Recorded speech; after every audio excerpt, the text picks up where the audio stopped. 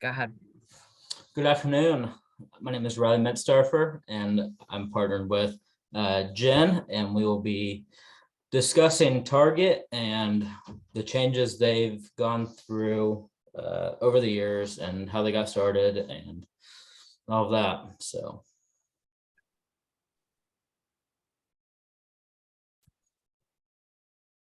Jen, would you like to give an introduction of yourself? Sure. My name is Jennifer Tormey, and I'm graduating this summer with my MBA. So I'm in my final semester. I've been in the trucking transportation industry for 22 years. The last two for a waste and recycling hauler as a division manager, but I've held several positions throughout the last 22 years. Very nice. And like I said, I'm Riley Metzdarfer. I'm a first-year MBA student. Work in agriculture sales in East Central Illinois. So yeah, that's a little bit about myself. So just want to start off and explain how Target got started. So a little background. We'll go way back to 1902 when George Dayton started Dayton, which was a grocery store. Well, it was a dry goods store, so sugar, flour, coffee, tobacco. That's basically what they did. And then they expanded to like a retail store. Years passed, and then in 1962, Target was founded as a discount store of Dayton's, and many years later, Target has changed, and they're always changing and evolving. So their headquarters are in Minneapolis, Minnesota.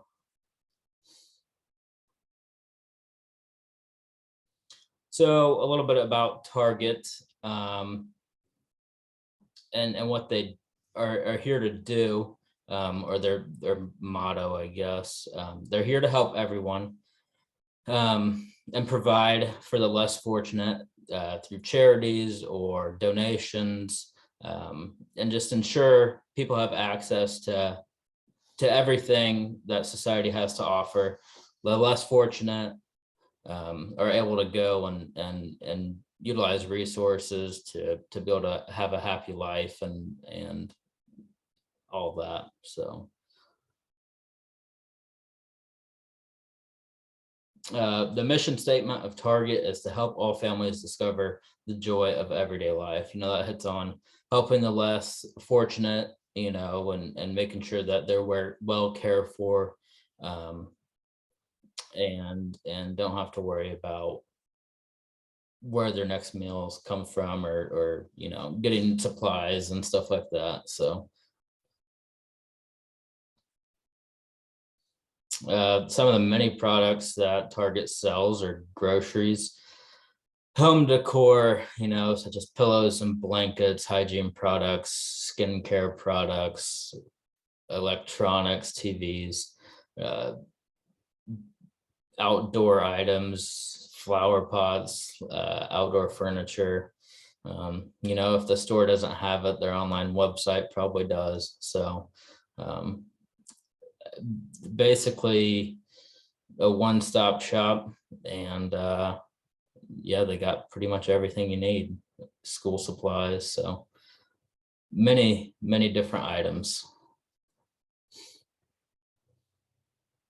So the demographic, when you walk into Target, most likely you'll see a younger female. Now there is still plenty of males that enjoy a nice trip to Target, but majority are 18 to 44-year-old females, and a majority of them make more than $50,000 a year, which I thought was interesting. In this article also mentioned that they make about $10,000 more than your average like Walmart customer or your other stores that are similar to Target.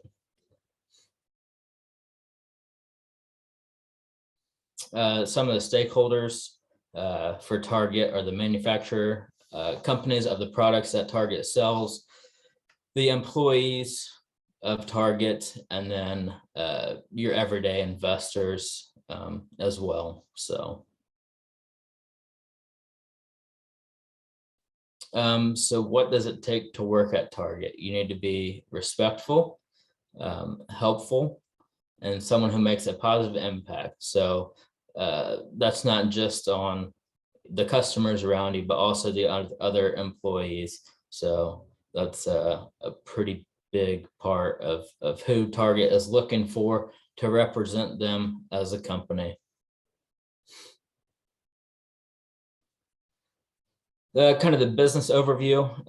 Brian Cornell has been the CEO since 2014. And under Brian, there are 15 members on the executive team. So here's some other statistics as well. There's 440,000 employees at Target, 1,954 stores, which is just in the United States. They're not like they don't have locations in other countries like you see Walmart or something like that. They got 56 supply chain facilities and then one global center in India. So the online shopping is available in over 200 countries and territories. So other countries are able to utilize those resources from the Target app or just their website. Another part of Target and the leadership team is, in the previous slide, promotions are always available for employees that are that strive to be great, and they'll be recognized with promotions or whatnot. So, and with that, I will turn the mic over to Jen and let her take it from here. Thank you, Riley. Throughout the years since its inception, I guess, Target has been through a lot of different changes, even before it was officially Dayton's. Target is used to trying new things, whether by choice or through external factors, forcing their hand. On Target's website, they actually have a page for its long and rich history dating back to early 1900s, with all the changes, adjustments, additions, innovations that the company has incorporated over the years. It's quite interesting, very long. There's a lot of things none of us knew, much less even thought about with Target. A lot of interesting articles of all the different things that they have done throughout the years. I'm focusing more on the more recent ones, but there's a lot in the past so Target is no stranger by any means to any type of changes, and they're very agile with their development and strategic impact.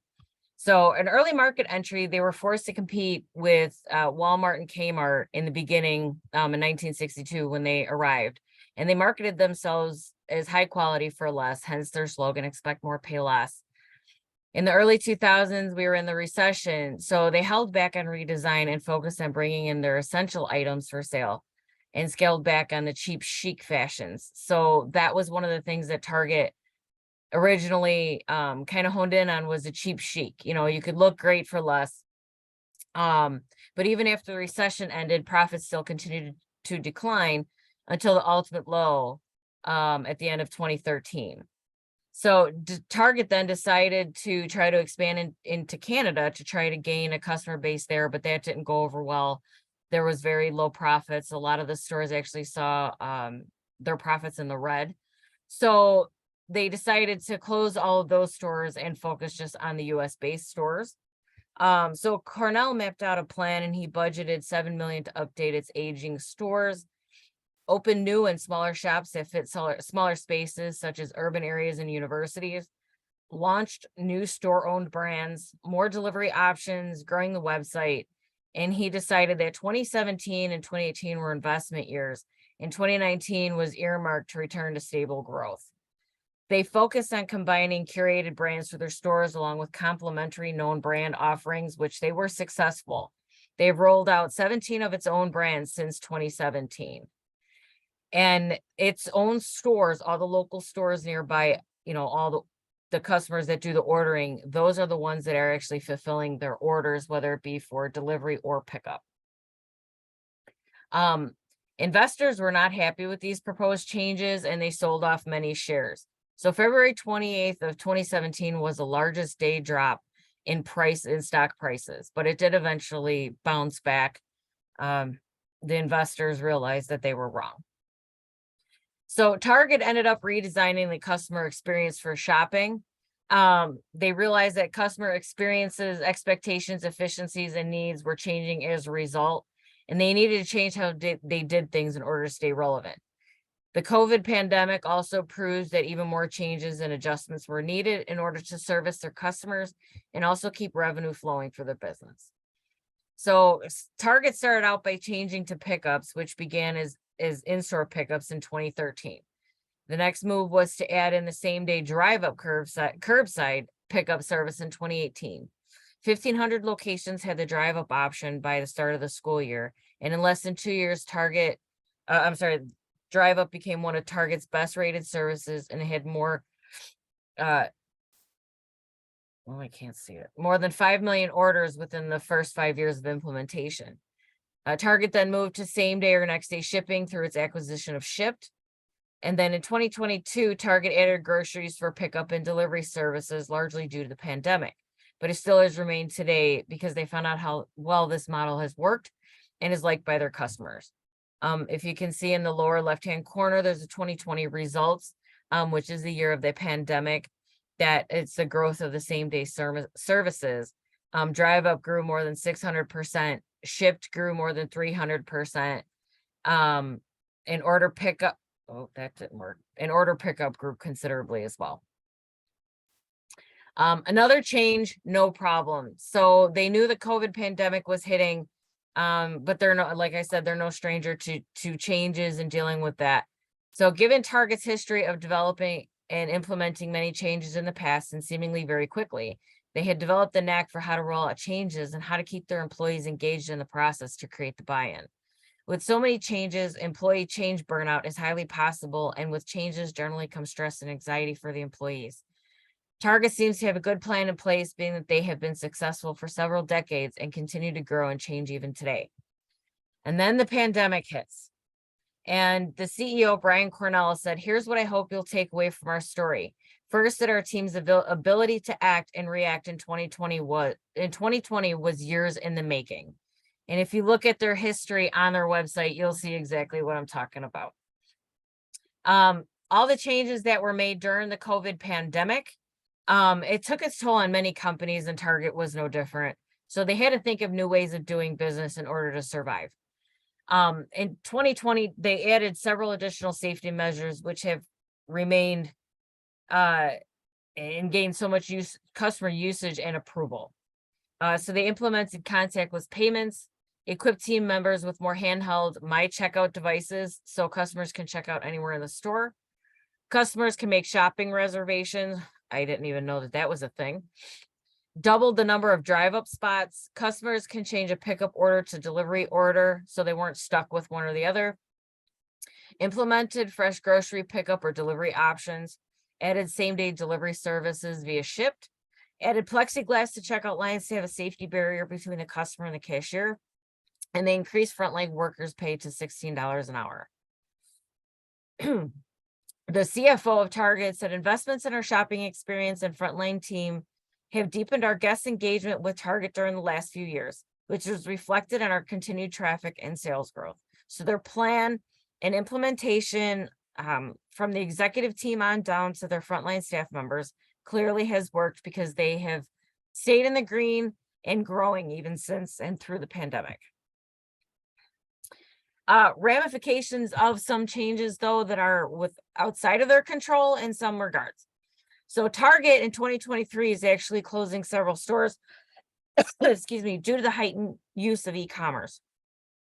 In Q4 of 2022, U.S. e-commerce sales hit record highs across the nation, not just with Target. So most of the closures are in Minneapolis and Philadelphia. Most are in the downtown areas where more people do their shopping online. surrounded by suburban areas, which are experiencing higher demand of the in-store shopping. And then it's the higher crime rate areas. So Target decided to redesign many of its stores to offer more current customers a better feel to the store for those that enjoy the in-store shopping experience. And they're also adding in more partnering brands and companies such as Ulsa and Apple to gain more attraction. Target's unprecedented rate of change. In the beginning, Target wanted to change in order to stay relevant in the market and continue to be a market leader. Then the pandemic hit and forced changes to happen at rapid speeds. COVID-19 has created unprecedented disruption in organizations worldwide. The financial recessions, unpredictable working conditions, and health concerns have affected well-being and the future survival of some organizations. More widely, the world of work is becoming more complex and diverse, with changes being made business to business and business to customer activities and internal operating models. Some of these changes are happening at an unprecedented rate, which is a challenge for many organizations. That quote came direct from our book, and I can't disagree with that at all. So that not only puts a lot of pressure on the company and leaders to come up with ideas on how to do things differently, but also develop plans for rollouts and create employee buy-in, which is not always the easiest thing to do. This is more in line with transformational change as opposed to incremental through the COVID pandemic. Throughout Target's past history was more incremental, but with the pandemic, it was more transformational and a lot faster. And it requires strong and influential leadership. It also comes with a whole host of responsibilities, from getting their staff on board, making sure they're ready for changes, taking into account any extra pressures and responsibilities that they will incur from these changes, capacity limitations of stores and staffing, extra or changing expenses, and so much more.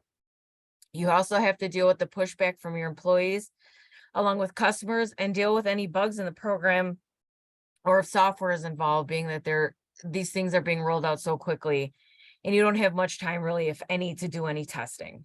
Process improvements occurred through failure or issues brought to light more or less in real time during the pandemic changes. Their customers needed them, and Target definitely needed their customers, so they had to act and act fast. So Target's leadership style is more of a team-based versus process-based. They definitely put people forward, both their customers as well as their employees. So Target founders were dedicated to ethics, morality, values, and giving to charity. Target donates 5% of their revenue to charitable organizations, which actually hinders their growth to some degree, but they value helping others as opposed to anything else. They value their employees and implemented many benefits to their staff over and above industry standard. They have a higher pay scale than competitors, and actually 2023, they are seeing yet another pay raise.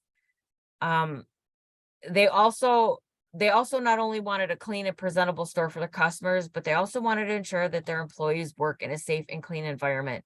They use more of a people approach to management style. They also donate to children's schools, and as well as do scholarships and things like that. So they're very charitable to not only their employees, but also the customers and communities that they are based in, which is very important. And it goes back to Riley's fact of, that they're trying to help the less fortunate and those that don't always have a whole lot of money gain access to the things that they might not be able to. So the picture at the bottom is exactly from the Target website, and it says that what they believe in their 6 leadership principles. So, they definitely believe in community support and engagement, celebrating diversity and inclusion, great shopping anytime and anywhere, and more for your money, design for all, and then a fun and rewarding place to work. In summary, Target has seen many transformations in the 61 years since its creation. The store originally began as a discounted segment of the main department store of Dayton's, but Target grew at life of its own and became one of the main big box stores of the majority of the communities today. Target's leadership is strong, agile, capable, forward-thinking, and actual leaders, not just a boss or a manager. For the most part, you probably get your one-offs, I'm sure. Otherwise, they would not have seen the success that they have with the vast changes throughout the long story of the store. They take care of their people and put customers in the front line of the change processes. However, just like every other business, revenue is the driving factor. Their strategies are strong, they're used to changes, and can act swiftly.